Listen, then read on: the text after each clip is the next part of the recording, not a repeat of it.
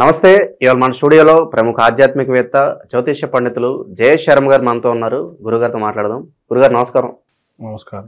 మార్చి నెల 2025 కన్యా రాశి వారికి ఎలాంటి ఫలితాలు ఉండబోతున్నాయి గురుగారు? ఎలాంటి రెమెడీస్ చేసుకుంటే బాగుంటుందంట? శ్రీ గురుభ్యో నమః. శ్రీ మహాగణాధిపతే నమః. శ్రీ మహాసరస్వత్యై నమః. హరి ఓం శ్రీమాత్రే నమః.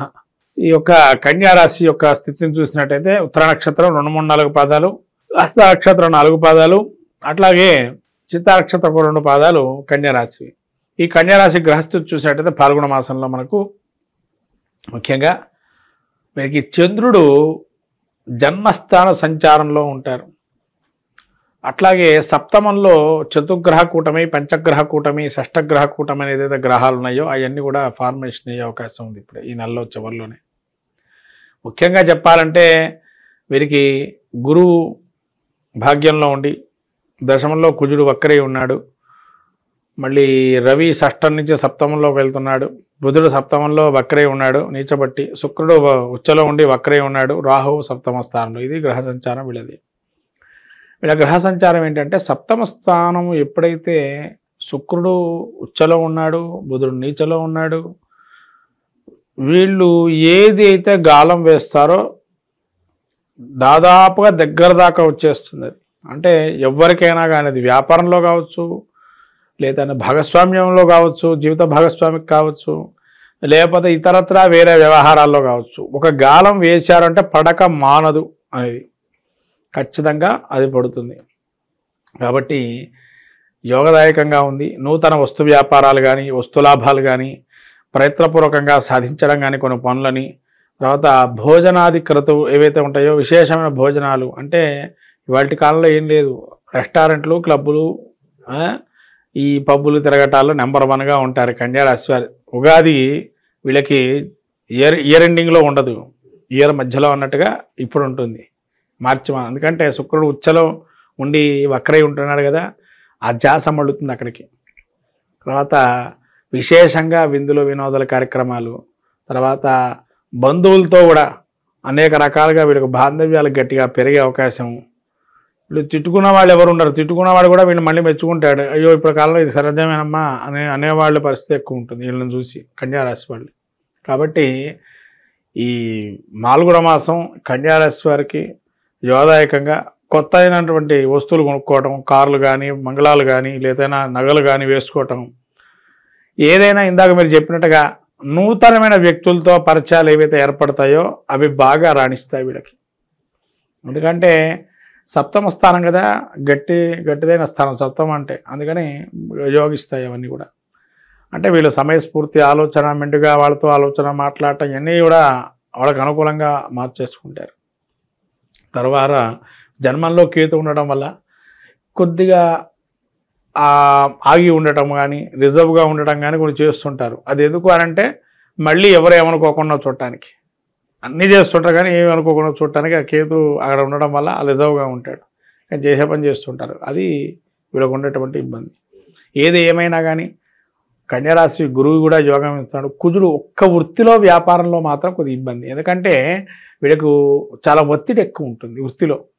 పోటీతత్వం కావచ్చు, లేతే తలకు మించిన భారాన్ని వీళ్ళే పెట్టుకోవచ్చు, లేదా వేరే ఉద్యోగస్తులు వాళ్ళు పనిచేసి వీళ్ళ మీద నెట్టేయటం, నేరారోపణ చేయటం కానీ, లేదా వీళ్ళు పనిచేస్తే వేరే వాళ్ళు కొట్టేయటం కానీ, అటువంటి పనులని అవన్నీ ఉద్యోగంలో కొన్ని విపరీతమైనటువంటి ఇబ్బందులు ఉన్నాయి. కానీ మిగతా అన్ని విషయాల్లో బాగుంది. ఉద్యోగంలో కొద్దిగా ఇబ్బందిగా ఉంది. విద్యార్థుల పరిస్థితి గురుగారు, మార్చి నెల ఎగ్జామ్ సీజన్, అలాగే విదేశాలకు వెళ్ళాలని ప్రయత్నిస్తూ ఉంటారు, వీళ్ళ పరిస్థితి ఎలా ఉండిపోతుంది? ఇంకోటి ఏంటంటే విద్యార్థులకు కూడా ఖచ్చితంగా వీళ్ళకు 6th సెన్స్ బాగా పనిచేస్తుంది. ఎందుకంటే గురువు బాగా ఉన్నాడు, సప్తమ స్థానంలో అన్ని గ్రహాలు ఉన్నాయి. కాబట్టి వీళ్ళు ఖచ్చితంగా రేపు వచ్చే ప్రశ్నని ఖచ్చితంగా అదే ప్రశ్న చదువుకుంటారు. అట్లాంటి స్థితికి ఉంటారు వీళ్ళు. చదువుకున్నదే అక్కడ అదే ప్రశ్న రావటం, అయ్యో ఆశ్చర్యం పోవటం వీళ్ళు అనేది వీళ్ళకి చూసే అవకాశం ఉంటుంది. విదేశీ యోగాలు ఏవైతే ఉన్నాయో అవి కూడా బాగా యోగిస్తాయి. అంటే అవకాశాలు వస్తూ ఉంటాయి, ఇంకా వీళ్ళకి వెళ్ళొచ్చు, మనం విదేశాలకి అవకాశాలు అనేవి ఎక్కువగా ఉంటుంటాయి. ఆరోగ్యపరంగా ఎలా ఉండబోతుంది గురుగారు?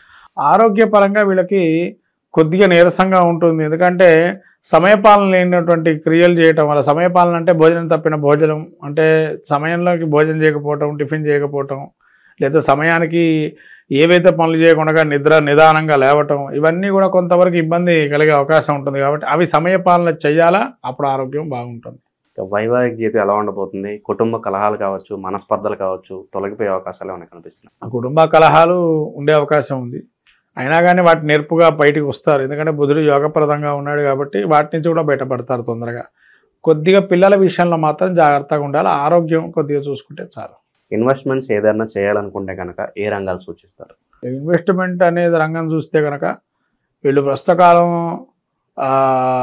ఒక బార్టర్ సిస్టమ్ అనేది ఏదైతే ఇదివరకు కాలంలో మనం విన్నాం, మాకు ఏమి ఇస్తారు మీరేం తెచ్చుకుంటారు, అటువంటి సిస్టంలో అయితే వీళ్ళకి మనకు వస్తుంది వ్యాపారం ప్రస్తుతకాలం. ఆ సిస్టంలో వెళ్ళమనండి ఖచ్చితంగా లాభాలు ఉంటాయి. సినీ రాజకీయ ప్రముఖులకు ఎలా ఉండబోతుంది? కొంత గుర్తింపు కోసం చూస్తూ ఉంటారు కదా, కొత్త అవకాశాల కోసం, అలాంటి వారికి ఎలా ఉండబోతుంది? కొత్త అవకాశాలు వస్తాయండి. ముఖ్యంగా మీడియా రంగంలో పనిచేసే వాళ్ళు ఎవరైతే కన్యారాశి వాళ్ళు ఉన్నారో వాళ్ళకు ఒక గుర్తింపు అనేది వస్తుంది ఈ యొక్క మాసంలో. రాజకీయ ప్రముఖులుగా ఉండేటువంటి వారు ఎవరైతే ఉంటారో వాళ్ళకు కూడా కొంతవరకు క్రియాశీలకంగా పైకి వస్తారు. ప్రత్యక్ష రాజకీయాలు దిగకపోయినా క్రియాశీలకంగా పైకి వస్తారు. అంటే అక్కడ ఏదన్నా ఒక చిన్న పార్టిసిపేషన్ చేస్తే అది చాలా పెద్దగా హైప్ అవుతుంది. అట్లా ఉంటుంది వీళ్ళ పరిస్థితి. శుభకార్యాలు జరగడానికి ఆస్కారం కనిపిస్తుందా? పెళ్లిళ్ళు, గృహప్రవేశాలు, ఇంకా ఇతర కార్యక్రమాలన్నీ యోగం ఉందండి. గృహప్రవేశాలు, గృహారంభాలు శుభ్రంగా యోగప్రదంగా ఉంది. పెళ్లిళ్ళు కూడా వీళ్ళకి యోగప్రదంగానే ఉంది, ముందుకెళ్ళచ్చు. ప్రేమ వివాహాలు ఎవరైతే చేసుకోవాలనుకుంటున్నారో వీళ్ళ పరిస్థితి ఎలా ఉండబోతుంది? శుభ్రంగా పెళ్లి చేసుకోవచ్చండి. ఎటువంటి ఇబ్బంది లేదు. శుక్రుడు బుధుడు బాగా యోగప్రదంగా ఉన్నాడు. ముఖ్యంగా ప్రేమ పెళ్లిళ్ళు ఒక స్థాయిలో ముందరకెళ్ళేటువంటి వారు ఎవరైతే ఉన్నారో వాళ్ళకి అనుకూలంగా మారుతుంది కూడా. దూర ప్రయాణాలు చేసే సూచనలు కనిపిస్తున్నాయి, అది లాభదాయకంగానే ఉంటాయి అంటారు. ఆకస్మిక ప్రయాణాలు ఉంటాయి. దూర ప్రయాణాలలో కూడా ఆకస్మికంగా ఉంటాయి ప్రయాణాలు. అనుకోని ప్రయాణాలు యోగం ఇస్తాయి.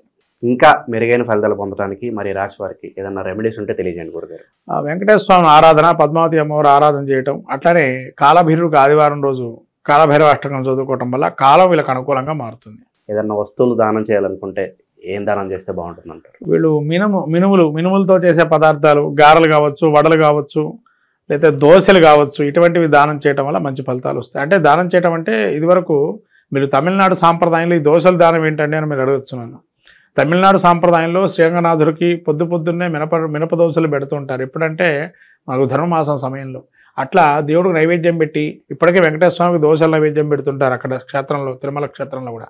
అలా స్వామివారికి దోశలు అంటే ఇష్టంగా చేస్తుంటారు సాంప్రదాయంలో. అంటే అక్కడ మనం చూసాము కాబట్టి ఇలా బాగలేని వాళ్ళకు కూడా ఈ విధంగా కూడా ఈ ఏదైనా పదార్థాన్ని, తినే పదార్థాన్ని ఇవ్వటం వల్ల కూడా కొంతవరకు వాళ్ళకి ఆశీస్సుల వల్ల ఆ గ్రహం యొక్క ప్రభావం తగ్గుతుంది. మొత్తం మీద ద్వాదశ రాశులు ఈ యొక్క పాల్గొన మాసంలో మనం చూస్తే ప్రతి రాశి వారికి ఒక్కొక్క ప్రక్రియ చేసుకోవటం వల్ల మెరుగైన ఫలితాలు ఉంటాయి.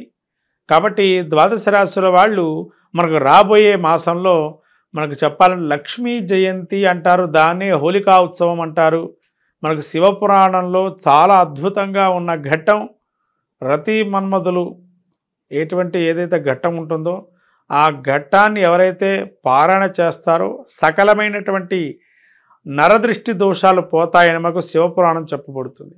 కాబట్టి శివపురాణం మనకు ఏదైతే ఉందో అందించిందో కామదహనాన్ని ఏదైతే చేస్తారో ఆ మనకుండేటువంటి కీడుని మొత్తం కూడా దాన్ని తొలగింపజేసేటువంటి ఆ విభూతిని కనుక పెట్టి దానికి ప్రదక్షిణాలు చేసుకొని తద్వారా మనకు సంతానాన్ని కానీ మనకు కానీ మంచి కలగాలని, ప్రతి విషయంలోనూ కూడా మనకు మంచి అనుభూతులను ఇవ్వాలని కోరుకోవడానికి ప్రయత్నం చేయండి. కామదహనంలో పాల్గొనండి. అట్లానే లక్ష్మీ జయంతి రోజున ఎవరైతే పౌర్ణమి వేళ జరుగుతుంది, ఈ లక్ష్మీ జయంతి రోజు అమ్మవారికి కమలా పూలతో అర్చన చేసుకోవటం, తామర గింజలతో జపం చేయటం, తామర గింజలతో హోమం చేయటం, తేనెతో అమ్మవారికి అభిషేకం చేయటం లక్ష్మీ జయంతి రోజు చాలా అద్భుతంగా ఉంటుంది. ఈ యొక్క ప్రక్రియలు చేయండి. ఇంకా పాల్గొన మాసంలో నరసింహ క్షేత్రాలు దర్శనం చేసుకోవటం వల్ల స్వామివారి తిరునక్షత్రంగా చెప్పబడింది కాబట్టి ఈ నరసింహస్వామికి ప్రత్యేకంగా ఈ పాల్గొన మాసంలో అద్భుతంగా బ్రహ్మోత్సవాలు అనేక రకాలుగా జరుగుతుంటే ప్రతి ప్రసిద్ధ క్షేత్రాల్లో ఆ క్షేత్ర దర్శనం చేసుకొని సాక్షాత్తు లక్ష్మీనారాయణ స్వరూపమైన నృసింహస్వామి యొక్క అనుగ్రహాన్ని పొంది సకల విజయాలు సాధించడానికి ప్రయత్నం చేయండి ద్వాదశ రాశుల వారు. శ్రీమాత్రే నమః.